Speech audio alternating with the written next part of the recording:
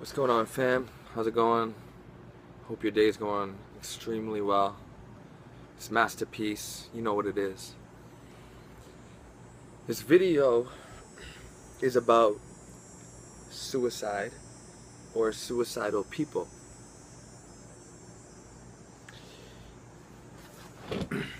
Suicidal people display certain amounts of stereotypical or notable, quote-unquote, classifiable traits, behaviorisms, and take on certain attitudes towards themselves, life in general, and friends. And this is how we call help centers, and this is how we distinguish what's going on and call help centers and get our friends some help.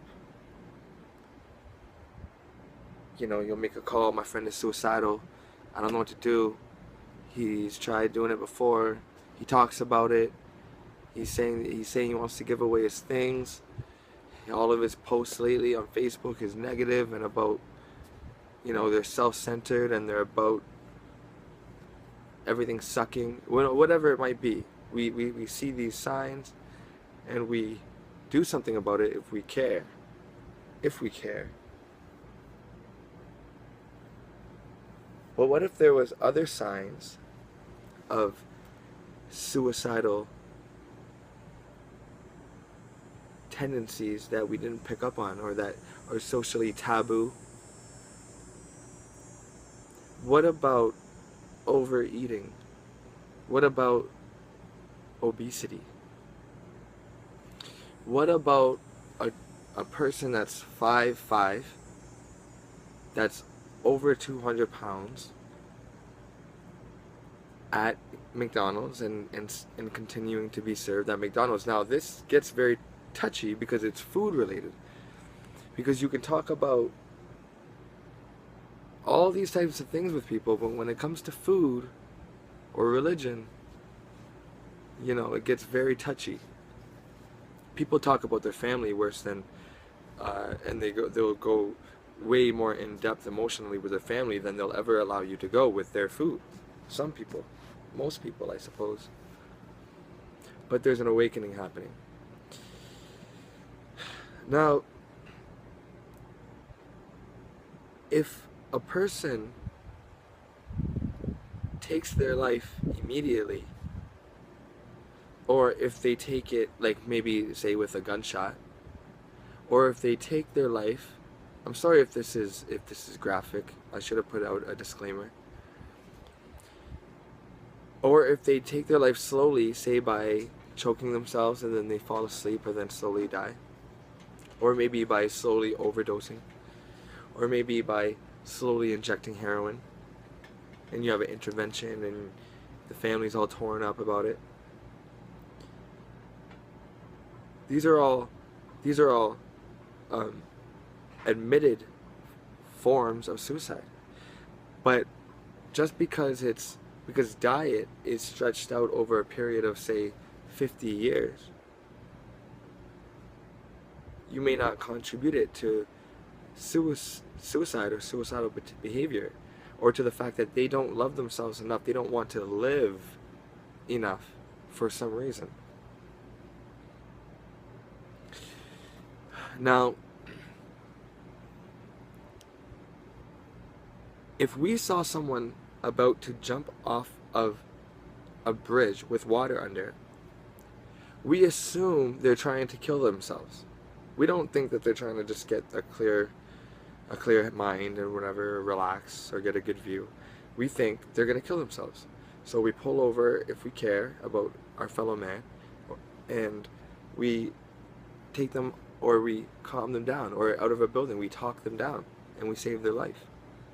But we don't know if they would have lived or died if they jumped off. Maybe the water was deep enough and they would have, you know, maybe hit their head and they're unconscious and washed up shore or something and woke up later. We never know. But how do you know that that person's meal in line in front of you may be their last? How do you know that they're not going to get that meal to go in their car and have a heart attack on it because the body just said, I just can't do it anymore. I can't do with all these fried foods and these GMOs and these starches and fats and animal products and sugars.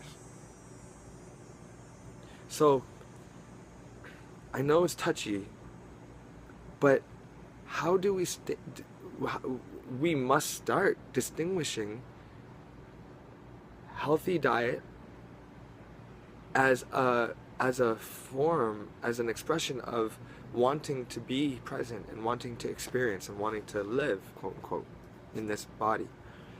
And we must start looking at people that, quote unquote, have eating problems or maybe thyroid disorders,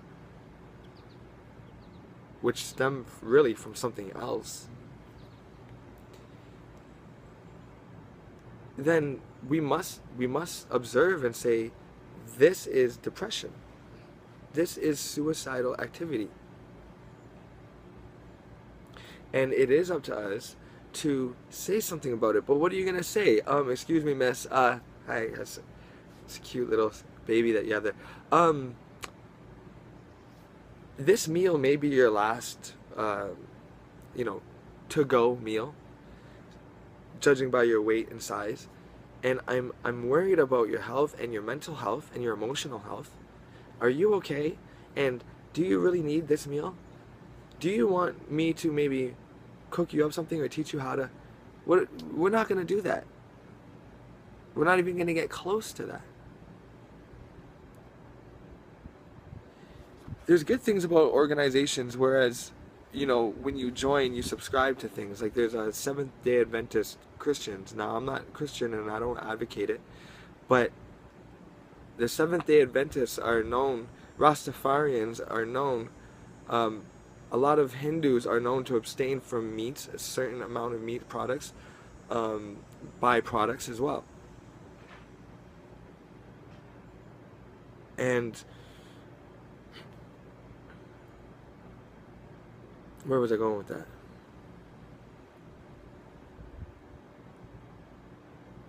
Right. When you join these movements, or maybe join a veganism movement or whatever, it's cool because there's a lot of people around you. There's a big community around you. Everybody's doing it together. But it's hard because when you go home, you're on your own again.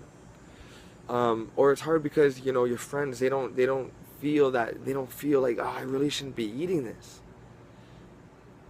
But you're around them every day, and then maybe you go to church once a week, and then you're back and you're facing the real world, and it's hard. And it's hard to make the transition in any kind of capacity, wherever you are. If you're at home and everybody else at home eats meat and cheese and whatever, and you go to work and you're off on your own and you go on a trip, whatever, and you're eating all vegetarian, and then you come home and it's like, oh, okay, I guess I'll have that chicken gravy because it's cooked, and I'll just pour it on my rice and get a little chicken flesh in there, whatever. But tomorrow I'm gonna really do it again. You know, so it's the wanting to cleanse yourself, to get rid of waste and wanting to keep your body detoxified and keep your body stabilized and balanced. That shows that you really want to participate in this journey. So I don't know how we're gonna bring this up, but I'm putting it out there because I've never heard it before. But we have to start looking at obesity and overeating as a form of some sort of depression or suicidal behavior, and we must save their lives because they're gonna develop something sooner or later, and we could have maybe given the words to plant the seed to prevent it. Anyways, it's Masterpiece. Please follow my Instagram, Nutrition's Kitchen. Follow my channel right here, Masterpiece. I love y'all. Thanks for subscribing. Like, follow, share, do all that. Alright. Peace, love, true, harmony, and light. Alright?